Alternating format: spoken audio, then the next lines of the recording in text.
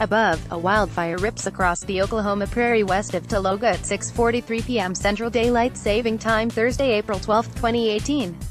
Image credit, courtesy David Ewoldt. Destructive wildfires broke out across northwest Oklahoma late Thursday and raged into Friday, the opening salvo of a fierce spring storm dubbed Xanto by the Weather Channel. The sprawling system will generate wild weather and huge temperature contrasts from the Great Plains eastward to New England before the weekend is done.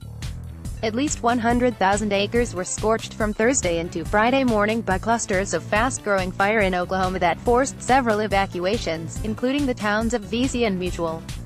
Strong winds kept the fires unusually active overnight, with some 15,000 more acres consumed, according to newsock.com. A missing hunter was found with burn injuries on Friday morning. The fires made a dramatic appearance in high-resolution images from the GOES-16 satellite. See embedded tweet below. Amazing and scary. Adding to the threat, most of the tinder dry grasslands from eastern New Mexico to far western Oklahoma have gotten less than a half-inch of moisture in the past 6 months, the driest such period in more than a century of record-keeping at some spots.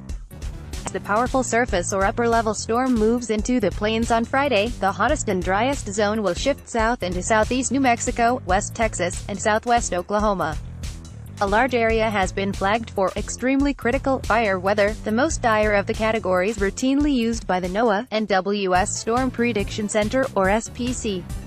Models are consistent in depicting an expansive, higher-end fire weather scenario, said SPC early Friday. A cold front pushing into Oklahoma on Friday afternoon will force winds to shift to the west and northwest, which could trigger a further expansion of the existing fires. Fire weather is expected to remain critical across the southern high plains on Saturday. Figure 1. Visible satellite image of the sprawling storm dubbed Xanto as of. Image credit, NOAA, VNCAR, RAL. Figure 2. Woo depiction of convective, severe thunderstorm threat areas for Friday through Sunday, April 13-15, 2018, issued by NOAA and WS Storm Prediction Center on Friday morning. A long weekend of severe weather across the south. Tornadoes and very large hail are possible on Friday afternoon and evening along and ahead of a sharp dry line that will barrel through the southern plains ahead of the cold front.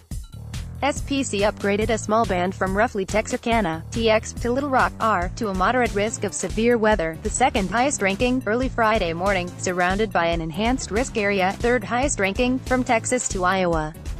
An area of rich moisture ahead of the front and beneath strong upper-level wind shear, mainly across Arkansas and northern Louisiana, will have the greatest threat of supercell storms that could generate a few stronger tornadoes.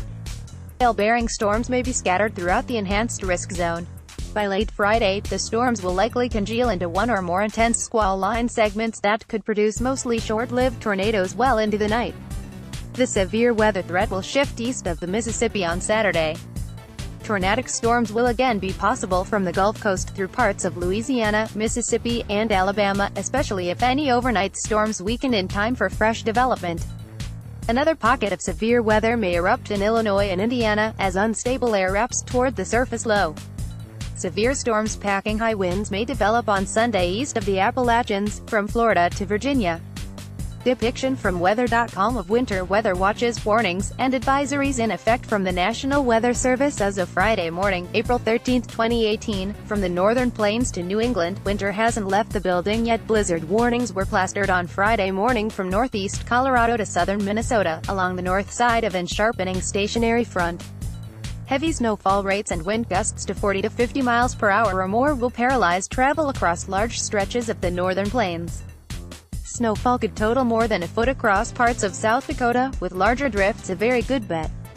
As the storm heads into the Great Lakes states, it will slow down, prolonging the wintry conditions north of the front and adding to impressive spring snow totals. If Minneapolis racks up 10 inches of snow in this storm, which is quite plausible, given the local forecast on Friday morning of 10 to 14, it will put 2018 in the rare company of just 4 other years that given the Twin Cities this much snow in April or May: 1893, 1907, 1928, and 1983. Snowfall will be especially heavy over northern Michigan, where a few totals topping 18 inches aren't out of the question. Marquette, Me, knows this playbook. It endured 22.6 of snow on April 15 to 16, 1993, and 22.4 on May 9 to 10, 1990. South of the snow, there may be a strip of mixed winter precipitation just north of the frontal zone from Minnesota to New England, with the potential for sleet or freezing rain. It's usually difficult to get much ice accretion by mid-April, when the ground is in spring warming mode and strong sunlight can filter through clouds. However, in this unusual case, a shallow but strong wedge of cold air, significant accumulations are possible from parts of lower Michigan across southern Ontario and northern New York into northern Vermont. High winds over Michigan could add to any impacts. There's history of April being an ice maker in this region. A historic ice storm moved from southern Michigan to upstate New York on April 3–5, 2003, knocking out power to hundreds of thousands of customers.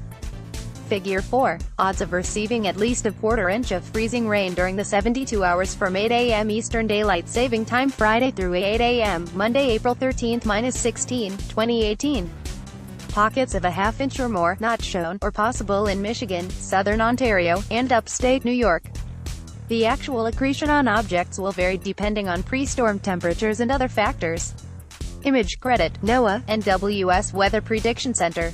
Saturday will bring an eye-popping set of weather contrasts from the Midwest to the Northeast, across the stationary front that should lie in the rough vicinity of Interstate 90 around midday. To north of the front, a potpourri of heavy snow, freezing rain, and sleet will accompany temperatures near the freezing mark, while folks to the south will be swaddled in balmy, humid air. By Saturday afternoon, the Hudson Valley of New York could see temperatures vary from around 32 degrees Fahrenheit in Albany to near 80 degrees Fahrenheit in New York. Weather.com will have frequent updates on winter storm Xanto throughout the weekend.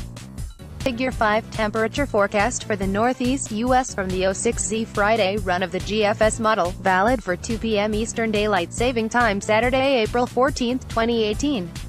Image credit, tropicaltidbits.com.